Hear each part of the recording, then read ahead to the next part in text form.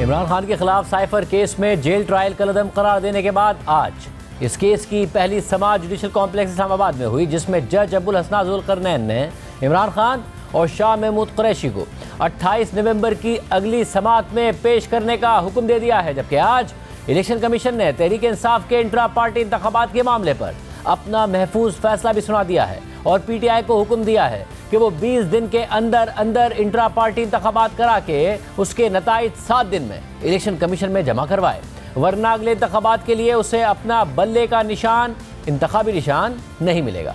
आज जारी होने वाले इलेक्शन कमीशन के फैसले के मुताबिक तहरीक इंसाफ अपने मौजूदा आइन के मुताबिक फ्री एंड फेयर और मुनसिफाना इंतखाबात करवाने में नाकाम रही है और 10 जून 2022 को होने वाले मुबैना इंट्रा पार्टी इंतखाबात इंतहाई मुतनाज़े और काबिल एतराज़ हैं, जिनको किसी सूरत मंजूर नहीं किया जा सकता। इसलिए कहा जा सकता है कि मुतल्लिका पार्टी यानी तहरीक इंसाफ अपने इंट्रा पार्टी इंतखाबात करवाने में नाकाम रही है। हालांकि इंतखाबात कराने के लिए 13 जून 2022 तक 1 साल की मोहलत भी दी गई थी, लेकिन हम इलेक्शन एक्ट 2017 के सेक्शन 215 के सब सेक्शन 5 को लागू करने से पहले एक रियायती तरीकाकार अपनाएंगे और मुतल्लिका पार्टी को हुक्म देते हैं कि वो अपने मौजूदा आइन के मुताबिक 20 दिनों के अंदर इंतखाबात करवा कर उसके नताइज बाकी दस्तावेजात के साथ इलेक्शन करवाने के 7 दिनों के अंदर अंदर इलेक्शन कमीशन में जमा करवाएं। अगर तहरीक इंसाफ इलेक्शन कमीशन की दी गई हिदायत पर अमल दरामद करने में नाकाम होती है तो इस सूरत में उन्हें सेक्शन 215 के सब सेक्शन 5 में दर्ज सजा के नताइज भुगतना होंगे और उन्हें इंतखाबात में हिस्सा लेने के लिए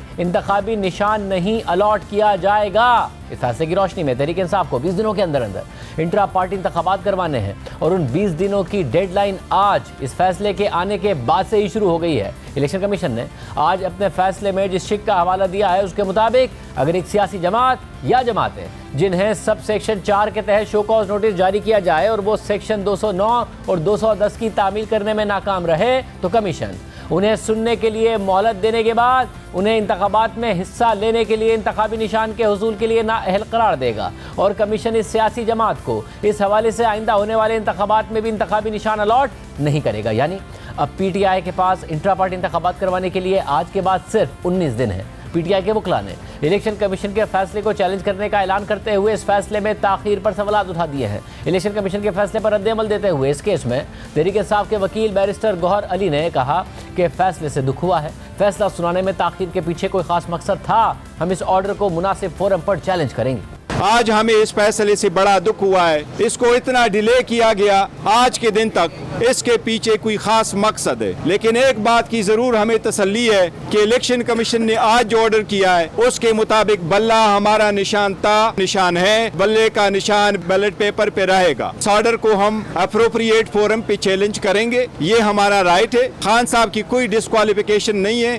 लेकिन एक ऐसी सूरत हाल में जहां पार्टी के चेयरमैन, वाइस चेयरमैन और सदर जेल में हैं, साबिक अरकान कौमी और सूबाई असम्बली या तो पार्टी छोड़ चुके हैं या रूपोश हैं, तो इस सूरत हाल में इंट्रा पार्टी इंतखाबात कैसे होंगे और वो भी 19 दिन में। दूसरी जानिब इस्लामाबाद हाई कोर्ट की जानिब से साइफर केस की अब तक होने वाली जेल समाअत कलअदम करार देने के बाद आज इस केस की वफाकी जुडिशल कॉम्प्लेक्स में समाअत हुई। जज अबुल हसन जुल्करनैन ने इस केस की 28 नवंबर को होने वाली अगली समाअत में चेयरमैन पीटीआई इमरान खान और साबिक वजीर खारजा शाह महमूद कुरैशी को पेश करने का हुक्म दे दिया है। आज की समाअत के बाद जारी होने वाले फैसले के मुताबिक प्रोसिक्यूशन के शवाहिद रिकॉर्ड करने के लिए साइफर केस की समाअत आज के लिए अडियाला जेल में मुकर्रर थी, लेकिन इस्लामाबाद हाई कोर्ट ने जेल समाअत और 29 अगस्त से बाद की कार्रवाई कलअदम करार दे दी। इसलिए जेल हुक्काम इमरान खान और शाह महमूद कुरैशी को आइंदा समाअत पर अदालत में पेश करें। अगली समाअत 28 नवंबर को होगी। इस फैसले के बाद इमरान खान के वकील बैरिस्टर गौहर अली ने मीडिया से बात करते हुए कहा कि 28 नवंबर को जेल पेशी के मौके पर इमरान खान का तारीखी इस्तकबाल होगा।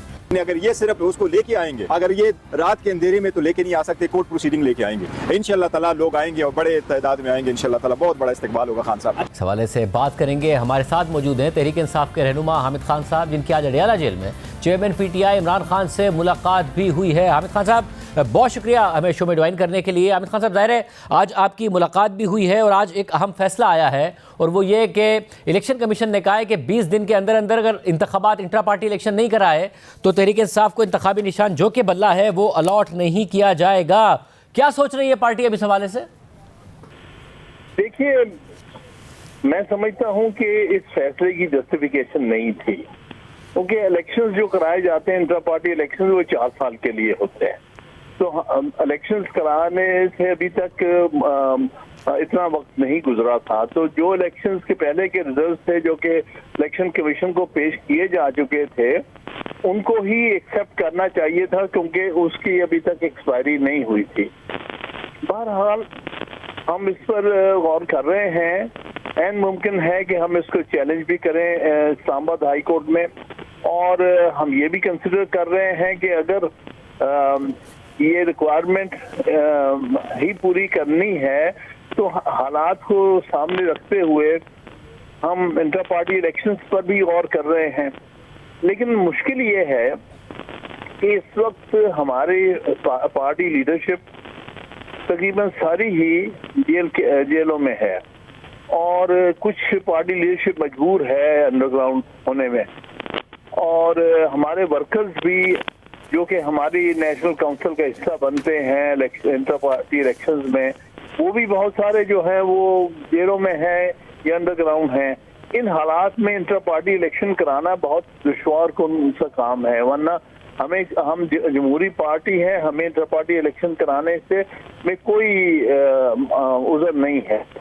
लेकिन ये हालात जो मखसूस हालात हैं, इनको कंसिडर करते हुए हमें कुछ दुश्वारियां नजर आ रही हैं। लेकिन बाहर सूरत हम इसको पूरी तरह कंसिडर करके जल्द फैसला कर लेंगे, और इंशाल्लाह ताला जो भी मुनासिब होगा कानून के दायरे में रहते हुए हम इंशाल्लाह ताला करेंगे। और हम साहब ज़रा आप पार्टी के अंदर जो इंट्रा पार्टी इलेक्शन है वो ट्रांसपेरेंट इलेक्शन के बहुत बड़े हामी रहे हैं, उस नज़रिए के हामी रहे हैं जो कि इमरान खान साहब कहा करते थे। जून 2022 में जो इलेक्शन हुआ उसको इंतहाई मुतनाज़िर और काबिल एतराज़ कहते हुए इन्होंने उसे मुस्तरद किया है। और जून 2022 में आप हमारे पास आए थे, आपकी इमरान खान साहब से मुलाकात हुई थी और आपने कहा था कि जी मैं कोशिश करूँगा कि जो जैसे इलेक्शन होने चाहिए पार्टी, ताकि पार्टी का स्ट्रक्चर मजबूत हो, इलेक्शन कराए जाए। काफ़ी टाइम ज़ाया हुआ, उसके बाद इलेक्शन हो सकते थे। देखिए हो भी सकते थे, लेकिन हालात इस तरह के बदले हैं तेजी से कि खान साहब ने ये कहा था कि हर सूरत अगर इलेक्शंस तक हम ना करा सके इन हालात में तो हम इलेक्शंस के 6 माह के अंदर अंदर जरूर करा देंगे। ये मुझे उन्होंने यकीन दहानी कराई थी। बाहर सूरत उसके बाद आपके सामने है जो 9 मई के बाद पार्टी के साथ गुजर रही है। इन हालात में इलेक्शन कराने मुश्किल है बहुत, लेकिन बहरहाल देखेंगे। और ये इसका मतलब नहीं कि अगर हम आज इलेक्शन कराते हैं इन मसाइल हालात में तो हम उसके जल्द बाद जब हालात नॉर्मलाइज होते हैं, हो सकता है हम उसके बाद फिर इलेक्शन कराएं। लेकिन हम हर सूरत कानून के दायरे में रहते हुए और एक जमहूरी जमात होते हुए हम अपने लाएअमल तय करेंगे। मतलब जब नवाज शरीफ साहब के खिलाफ फैसला आया उनकी डिस्क्वालिफिकेशन का, फिर एक और फैसला आया कि वो पार्टी की सदारत भी नहीं कर सकते, पार्टी टिकट देना, ये तमाम काम नहीं कर सकते, तो अब जब क्योंकि तोशा खाना का फैसला मौजूद है इमरान खान साहब के खिलाफ उनकी नाअहली का, तो क्या वही उम्मीदवार होंगे? क्योंकि वो बाद में चैलेंज हो सकता है उनकी तरफ से टिकट का दिया जाना और ये सारे के सारे मामला। देखिए वो मेरे नज़दीक तो वो फैसला जो है वो सस्पेंड हो चुका है। उस पर बहस खामखा की शुरू की गई है कि सेंटेंस जो है सस्पेंड हुई है, कन्विक्शन सस्पेंड नहीं हुई है। मेरे नज़दीक दोनों चीज़ों में कोई ऐसा फर्क नहीं होता। तो मैं समझता हूँ वो फैसला फील्ड में नहीं है, वो कन्विक्शन जो है या, लेकिन बहरहाल हम सारी चीज़ों को कंसिडर करेंगे अपने आने वाले दिनों में कि हमें क्या लाएअमल तय करना चाहिए। और अगर हमने उन सारी सूरत हाल में फिर कोई ना कोई हम मखसूस कमेटी भी बना सकते हैं जिसको पार्टी की ऑथराइजेशन हो सकती है टिकटें अलॉट करने की। मतलब और ये भी बताइएगा, आज आपकी इमरान खान साहब से मुलाकात भी हुई है, ज़ाहिर है दूसरी जमातें अब बाकायदा तौर पर अलायंसेस की तरफ, इलेक्शन कैंपेन की तरफ, जलसों की तरफ जा रही हैं। क्या गुफ्तगू हुई आपकी? क्या पार्टी सीरियसली कंसिडर कर रही है कि वकला को, क्योंकि ज़ाहिर है वकला अभी भी उनको इस तरीके से गिरफ्तार नहीं किया जा रहा, और ख़वातीन को ज़्यादा से ज़्यादा टिकट्स दिए जाएँ और मैदान में उतारा जाए? देखिए सारी चीज़ हम एक पॉलिसी के तौर पर डिस्कस कर रहे हैं। बेशक वकला इन हालात में, इन मुश्किल हालात में मुल्क में अपने तौर पर भी खड़े हैं, पार्टी के अलावा भी वो रूल ऑफ लॉ के लिए या आइन की सरबंदी के लिए और अदलिया की आज़ादी के लिए सारी चीज़ें हैं। और हम समझते हैं कि इन हालात में लीडरशिप देने के लिए पार्टी के वकला को अपना रोल अदा करना चाहिए और इंशाअल्लाह ताला उनको रोल दिया जाएगा। जहाँ तक ख्वातीन का ताल्लुक है, हमारा बिल्कुल यही हमेशा से व्यू रहा है कि ख्वातीन को उन की पार्टिसिपेशन हम बढ़ाएंगे और हमने बढ़ाई है हमेशा और इंशाल्लाह करेंगे। लेकिन इस हवाले से भी मुश्किल ये पेश आ रही है कि हमारी ख्वातीन भी बहुत तादाद में इस वक्त जेलों में बंद है और उनको पिछले 6 माह से जिस तरह से पाबंदी सलासल किया हुआ है, जिनमें हमारी एक अच्छी लीडर्स भी शामिल हैं बशमूल यास्मीन राशिद साहबा के, तो उन इलेक्शन कैंपेन की भी उनको कोई, क्योंकि वो जेलों में है तो कोई उनके पास अपॉर्चुनिटी नहीं है। तो ये सारी सूरत हाल में ये बहुत ज्यादती हो रही है, लेकिन सारी चीजों सामने रखते हुए कि